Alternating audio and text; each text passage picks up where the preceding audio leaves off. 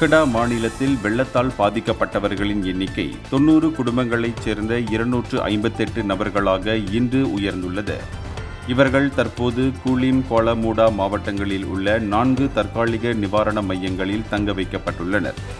பாதிக்கப்பட்டவர்களில் பெரும்பான்மையானவர்கள், அதாவது 66 குடும்பங்களைச் சேர்ந்த 206 பேர் கூலிமில் உள்ள நிவாரண மையங்களில் தங்க வைக்கப்பட்டுள்ளனர்.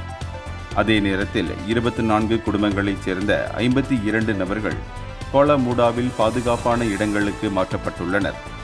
இதனிடையே வெள்ள நீர் இரவு முழுவதும் உயர்ந்ததைத் தொடர்ந்து PBS Surau Taman Sang Kancil, PBS Dewan Kampong Paya Tok Bedok மற்றும் எஸ்ஜேகேசி காய்மின் போன்ற நிவாரண மையங்களை அதிகாரிகள் உடனடியாக திறந்துள்ளனர்.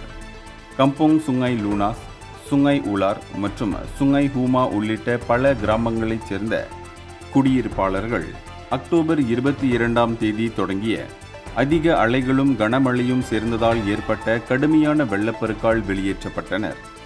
2 ஆறுகள் அபாய அளவை தாண்டிவிட்டதாலும் மற்ற ஆறுகள் தொடர்ந்து எச்சரிக்கை நிலையில் இருப்பதாலும் மாநில அமைப்புகள் நிலைமையை கண்காணித்து வருகின்றன.